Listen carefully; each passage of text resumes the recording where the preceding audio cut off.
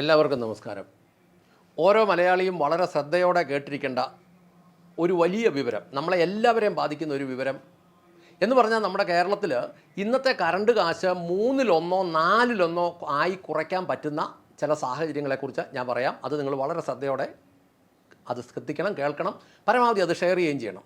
നിലവിൽ കേരളത്തിന് ഒരു വർഷം വേണ്ട കറണ്ടെന്ന് പറയുന്നത് 30,000 മില്യൺ യൂണിറ്റാണ്. 30,000 മില്യൺ യൂണിറ്റാണ് നമ്മുടെ കേരളത്തിലെ മൊത്തം ആവശ്യം കൂടെ ഒരു വർഷം വേണ്ടത്. നമ്മൾ ഉൽപ്പാദിപ്പിക്കുന്നത് 5,652 മില്യൺ യൂണിറ്റാണ്. നമുക്ക് മുടങ്ങാതെ നമ്മുടെ സംവിധാനങ്ങളെല്ലാം കൂടെ, നമ്മുടെ ഡാമും ആ ജനറേറ്ററും എല്ലാം കൃത്യമായിട്ട് ഉണ്ടാക്കാമെങ്കിൽ 57,000 മില്യൺ യൂണിറ്റ് ഉണ്ടാക്കാം. എന്ന് പറഞ്ഞാൽ മാനമര്യാദയ്ക്ക് ഒരു ദിവസം ഒരു 12 മണിക്കൂർ കൃത്യമായിട്ട് നമ്മുടെ ജനറേറ്ററുകൾ ഓടുക ഒക്കെ ചെയ്താൽ നമുക്ക് ആവശ്യമായത് ഉണ്ടാക്കാം. പക്ഷേ നമുക്ക് ഈ 30,000 മില്യൺ യൂണിറ്റ് കറണ്ട് വേണ്ടതിൻ്റെ 20% നമ്മളിപ്പോൾ ഉണ്ടാക്കുന്നുള്ളൂ. എന്നിട്ട് 80% നമ്മൾ വെളിയിൽ നിന്ന് വലിയ വിലയ്ക്ക് മേടിക്കുക. നോക്കണമേ, നമുക്ക് ആവശ്യമുള്ളതിൻ്റെ ഇരട്ടിയോളം ഉണ്ടാക്കാനുള്ള സംവിധാനം നമുക്കിവിടെ ഉണ്ട്.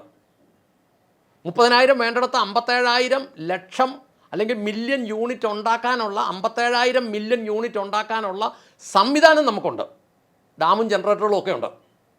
പക്ഷേ ഉണ്ടാക്കുന്നത് നമുക്ക് ഉപയോഗത്തിൽ ഇപ്പോൾ ഉപയോഗിച്ചുകൊണ്ടിരിക്കുന്നതിൻ്റെ 20% ഉണ്ടാക്കുന്നുള്ളൂ. ബാക്കി 80% മേടിക്കുക. അങ്ങനെ മേടിച്ചിട്ടാണ് ഇപ്പോൾ ഇവിടെ വൈദ്യുതി വിതരണം ചെയ്യുന്നത്. ഇനി ഇലക്ട്രിസിറ്റി ബോർഡിനെ സംബന്ധിച്ച് ഒരല്പ ചരിത്രം പറയാം. 1957 മാർച്ച് മാസം ഇലക്ട്രിസിറ്റി സപ്ലൈ ആക്ട് 1948 പ്രകാരം കറണ്ട് ഉണ്ടാക്കുന്നതിനും അത് കൊണ്ടുപോകുന്നതിനും അതിന് വിതരണം ചെയ്യുന്നതിനുമായി KSEB നിലവിൽ വന്നു. കേരള സ്റ്റേറ്റ് ഇലക്ട്രിസിറ്റി ബോർഡ് നിലവിൽ വന്നു 1957. 1900 ബ്രിട്ടീഷുകാർ 200 കിലോവാട്ട് കപ്പാസിറ്റിയിൽ 1910 ഉദ്ഘാടനം ചെയ്ത മുതിരപ്പുഴ പ്ലാന്റ് പ്രൊജക്റ്റാണ് കേരളത്തിൽ ആദ്യമായി വൈദ്യുതി ഉൽപ്പാദിപ്പിച്ചത്. 1929 3 ഓയിൽ എഞ്ചിൻ ഉപയോഗിച്ച് 65 കിലോ വോൾട്ട് കപ്പാസിറ്റി തിരുവനന്തപുരത്ത് വൈദ്യുത നിലയത്തിനായി സ്ഥാപിച്ചു. 1940 സർസിപി 13.5 മെഗാവാട്ട് ശേഷിയുള്ള പള്ളിവാസൽ പ്രൊജക്റ്റ് ഉദ്ഘാടനം ചെയ്തു.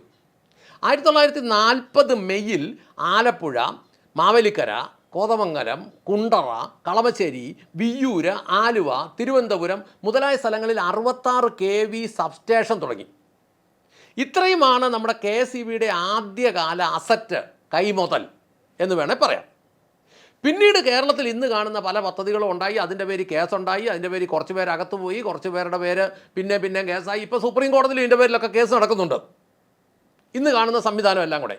അപ്പോൾ ഇതിനകത്ത് നമ്മൾ മനസ്സിലാക്കുന്നത്, ഇപ്പോൾ നമ്മുടെ ഈ വൈദ്യുതി ലൈനുകളുടെ മെയിൻ്റനൻസ്, പരിപാലനം മുഴുവൻ കരാർ കൊടുത്തിരിക്കുക. ഈ ഇലക്ട്രിസിറ്റി ഓഫീസുകളിൽ കാണുന്ന സ്റ്റാഫുകൾ, ഈ കാക്കി ഇട്ടവരെ ഒന്നും തന്നെ KSEBയുടെ ലൈൻമാന്മാരൊന്നുമല്ല. അവരിൽ 90% ആളുകളും അവർ കരാറുകാരാണ്. കമ്പനിക്ക് സബ് കരാറ് കൊടുത്തിരിക്കുന്നതുകൊണ്ടാണ്.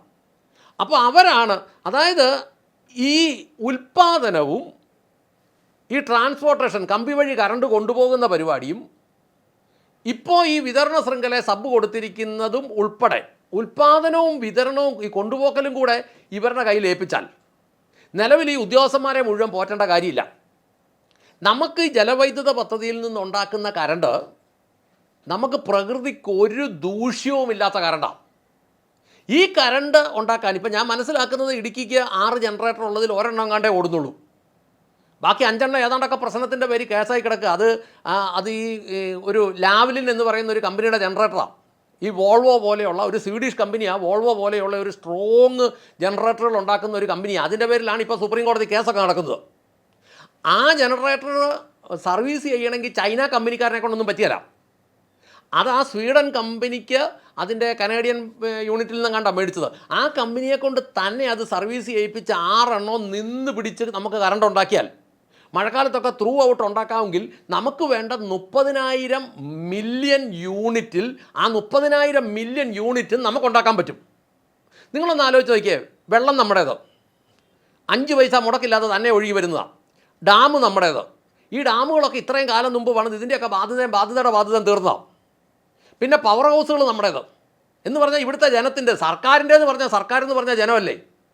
ഈ പവർ ഹൗസുകൾ കാത്തിരിക്കുന്ന ജനറേറ്ററുകൾ കേടായിട്ട് അതുപോലും കൃത്യമായിട്ട് സർവീസ് ചെയ്യാനോ നന്നാക്കാനോ പറ്റാത്ത കഴിവുകെട്ട ഒരു ഡിപ്പാർട്ട്മെൻറ്റ് KCB. അപ്പോൾ അങ്ങനെ കഴിവുകെട്ട ഒരു ഡിപ്പാർട്ട്മെൻറ്റിന് ഇപ്പോൾ ഈ വിതരണത്തിൽ അല്ലെങ്കിൽ ഈ മെയിൻ്റനൻസ് മുഴുവൻ കരാർ കൊടുത്തിരിക്കുക. എന്നാൽ ഈ ഉൽപ്പാദനവും ഈ ട്രാൻസ്പോർട്ടേഷനും ഈ വിതരണവും കൂടെ അങ്ങോട്ട് കൊടുക്കാമെങ്കിൽ ഇന്നത്തെ കറണ്ട് ബില്ലിൻ്റെ 1/3 വിലയ്ക്ക്, അതായത് 1000 രൂപയ്ക്ക് ഇപ്പം നമുക്ക് കറണ്ട് കിട്ടുകയാണ്. ഇപ്പോൾ തമിഴ്നാട്ടിൽ 150 രൂപ കറണ്ട് ബില്ല് വരുന്ന സാഹചര്യത്തിൽ ഇവിടെ 750 രൂപയാണ്. അപ്പോൾ ഞാൻ പറയുന്നത് 1000 രൂപയ്ക്ക് നമുക്കിപ്പോൾ കറണ്ട് ബില്ലുള്ളവർക്ക് 250 രൂപയ്ക്ക് കൊടുക്കാൻ പറ്റും ഈ രണ്ട് കാര്യങ്ങൾ ചെയ്താൽ.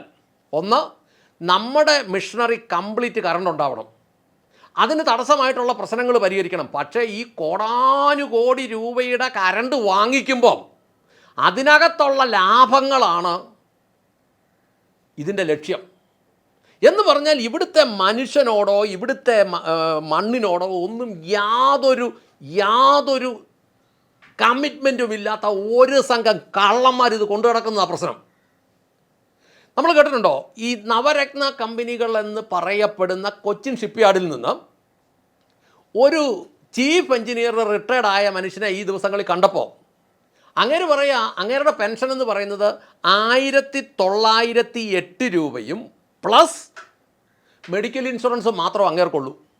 പെൻഷനായിട്ടുള്ളത് സർവീസിലിരുന്നപ്പോൾ ശമ്പളമുണ്ട്, നല്ലപോലെ ശമ്പളമുണ്ട്. 1908 രൂപയും പിന്നെ മെഡിക്കൽ ഇൻഷുറൻസ് മാത്രമാണ് അദ്ദേഹത്തിന് പെൻഷനായിട്ടുള്ളത്. എന്നാൽ KCB നിന്ന് റിട്ടയർഡായ ഒരു ഡ്രൈവറുടെ പെൻഷൻ എത്രയാണെന്നറിയാവോ? ഏതാണ്ട് 60,000 രൂപ അടുത്ത്. എനിക്കിതിൻ്റെ ഭീതി തോന്നിയത്, പോലീസിൽ നിന്ന് SP ആയിട്ട് റിട്ടയർഡായ ഒരു മനുഷ്യൻ്റെ പെൻഷൻ എന്ന് പറയുന്നത് 47,000 രൂപയാണ്. പോലീസിൽ SP ആയിട്ടിരുന്ന മനുഷ്യൻ റിട്ടയർഡായപ്പോൾ ആ മനുഷ്യൻ്റെ പെൻഷൻ 47,000 രൂപ. പിന്നെ കൊച്ചിൻ റിഫൈനറി ചീഫ് എഞ്ചിനീയർ ആയിട്ടിരുന്ന മനുഷ്യൻ റിട്ടയർഡ് ആയപ്പോൾ അയാൾക്ക് 1908 മെഡിക്കൽ ഇൻഷുറൻസും. അങ്ങനെയാണെങ്കിൽ ഒരു KCBയിലെ ഡ്രൈവർക്ക് റിട്ടയർഡ് ആയപ്പോൾ അയാളുടെ പെൻഷൻ ഞാൻ 60,000 രൂപ. ഞാൻ അതിൻ്റെ ഒരു ഉദാഹരണം പറയാം. അക്ഷയക്കാർ പണിയെടുക്കും, വില്ലേജ് ഓഫീസറും സ്റ്റാഫും ശമ്പളം മേടിക്കും എന്ന് പറഞ്ഞ പോലെയാണ് നമ്മുടെ ഇവിടുത്തെ ഇലക്ട്രിസിറ്റി ബോർഡ്. അക്ഷയക്കാർ പണിയെടുക്കുന്നത് പോലെ കരാറുകാരായി ഈ ഓടി നടന്ന് പണിയെടുക്കുന്നത്. ഇപ്പോൾ ഒരു 4-5 വർഷമായിട്ട് നമ്മൾ നോക്കുമ്പം ഒരിക്കലും ഇലക്ട്രിസിറ്റി ബോർഡിൻ്റെ ഭാഗത്തുനിന്ന് ഒരു വീഴ്ചയില്ലാത്ത എന്തുകൊണ്ടാണെന്നറിയോ? എല്ലാം കരാറുകാരായതുകൊണ്ട് അവർ ഓടി നടന്ന് പണി ചെയ്യുക. കാരണം കരാറെടുത്തിരിക്കുന്നവൻ അത് നോക്കി നടത്താൻ ആളുണ്ട്. സർക്കാരിൻ്റെ ഉദ്യോഗസ്ഥന്മാരെ വെച്ച് നോക്കി നടത്താൻ മേലാത്ത സാഹചര്യത്തിൽ കരാറ് കൊടുത്തപ്പോൾ തുകയും കുറഞ്ഞു എന്ന് മാത്രമല്ല, ജനത്തിന് സാഹചര്യം കിട്ടി. അങ്ങനെയാണെങ്കിൽ ഈ കറണ്ട് ഇടുക്കിയിൽ നിന്നും അല്ലെങ്കിൽ ഇത് ഉൽപ്പാദന സ്ഥലത്ത് നിന്ന് ഇങ്ങോട്ട് കൊണ്ടുവരുന്ന പരിപാടിയും ഇത് ഉൽപ്പാദിപ്പിക്കുന്ന പരിപാടിയും കൂടി അങ്ങോട്ട് സ്വകാര്യ കമ്പനികളെ ഏൽപ്പിക്കുകയാണെങ്കിൽ അത് ഏൽപ്പിച്ചാൽ മതിയാവൂ. കാരണം ഈ ഇത്രയും വലിയ കറണ്ട് ബില്ല് ഇനി മുന്നോട്ട് കൊടുക്കാൻ പറ്റിയരുത്. ഇത് വല്ലയിടത്തുനിന്നും മേടിച്ച് കഴിയുമ്പോൾ ഇതിനകത്ത് നീ കിട്ടുന്നതാണ് ഇവന്മാരുടെ ഉദ്ദേശം. അത് അങ്ങനെ ആ ഉദ്ദേശം അല്ല. പിന്നെ ഇവിടെ ഇത്രയും സൗകര്യം ഉള്ളപ്പോൾ ചെയ്യാതിരിക്കേണ്ട കാര്യമില്ലല്ലോ. എത്ര കാലമായി കേടായി കിടക്കുന്ന ജനറേറ്ററുകൾ എന്താ നന്നാക്കാത്തത്? അപ്പോൾ ഇതിനകത്ത് സ്വാഭാവികമായിട്ട് ഇതിനൊരു തൊലിഞ്ഞ മന്ത്രിയുണ്ട്. സത്യം പറഞ്ഞാൽ ഈ കറണ്ടിൻ്റെ കണക്കുകളൊക്കെ ഇതിനെക്കുറിച്ച് അറിയാവുന്ന തലയ്ക്കകത്ത് ബോധമുള്ള ആളുകളുടെ അടുത്തിരുന്ന് പോയി പറഞ്ഞിട്ട് അവരിത് കുറേ സമയം ഇരുന്ന് വിശദീകരിച്ച് തന്നിട്ട് പോലും ഇതിൻ്റെ കണക്കൊന്നും എൻ്റെ ഉള്ളിൽ കയറുന്നില്ല. ഒരുവിധം വിദ്യാഭ്യാസം ഉള്ളവർക്കൊന്നും ഇത് മനസ്സിലാകുക, അല്ലെങ്കിൽ എഴുതാനും വായിക്കാനും അറിയാൻ മേലാത്തവനെയൊക്കെ മന്ത്രിയായിട്ടിരുത്തിയാൽ ഇവനൊക്കെ വല്ലതും അറിയാവോ? മെഗാവാട്ട്, ട്രഗാവാട്ട്, വോട്ട്, വാൾട്ട് എന്നൊക്കെ പറഞ്ഞു കഴിഞ്ഞാൽ എന്നാന്ന് ഇവർക്ക് മനസ്സിലാകുന്നേ? ഒന്നും മനസ്സിലാകുകയില്ല. ഒന്നും മനസ്സിലാകാത്ത ഒരാളെ പിടിച്ച്, ഒരു ബോധമില്ലാത്ത ഒരുത്തിനെ പിടിച്ച് തലപ്പത്തോട്ട് മന്ത്രിയായിട്ടിരുത്തി കഴിഞ്ഞാൽ സംഭവിക്കുന്നതെന്ന് വെച്ചാൽ പിന്നെ ഉദ്യോഗസ്ഥന്മാർ രാജാക്കന്മാരാണ് ഇത് മുഴുവൻ ഭരിക്കുന്നത്. അവന്മാർ പറയും ഇത് ഇങ്ങനെയാന്ന് പറഞ്ഞു. എന്നാ മനസ്സിലാക്കാനാ? ഇതിങ്ങനെ ഒരു തൊലിഞ്ഞ ബോർഡും ഈ പണ്ടാരമെല്ലാം സ്വകാര്യവൽക്കരിച്ച് കഴിഞ്ഞില്ലാതെ നമുക്ക് ഈ നാട്ടിൽ ചുമ്മാതിരിക്കാൻ, നമുക്ക് ഈ നാട്ടിൽ ജീവിക്കാൻ പറ്റിയല്ല. അതുകൊണ്ട് സ്വാഭാവികമായിട്ട് ഞാൻ ചിന്തിക്കാൻ ശേഷിയുള്ള മലയാളികളോട് പറയട്ടെ, നിങ്ങൾ രാഷ്ട്രീയത്തിന് അപ്പുറമായിട്ട് നിങ്ങൾ ഒരുമിക്കുന്നതിനെക്കുറിച്ചൊന്ന് ചിന്തിക്കണം. അല്ല ഇവന്മാരെ എടുത്ത് ദൂരെ കളഞ്ഞില്ല, ഇവന്മാർ നമ്മളെ കൊണ്ടുപോകും. ഇങ്ങനെ വന്നാൽ കൊടുക്കാതിരിക്കാൻ പറ്റുമോ? ഒറ്റയ്ക്ക് മനുഷ്യൻ എന്ത് ചെയ്യാൻ പറ്റും? അതുകൊണ്ട് ഈ കണക്കുകൾ കൃത്യമായിട്ടൊന്ന് മനസ്സിലാക്കി ഇതിനനുസരിച്ചുള്ള ഒരു പ്രവർത്തനം ഉണ്ടാകണം. അതിനുവേണ്ടി നമ്മൾ ചിന്തിക്കുകയും പഠിക്കുകയും ചെയ്യണമെന്ന് ഓർമ്മിപ്പിച്ചുകൊണ്ട് നിർത്തട്ടെ.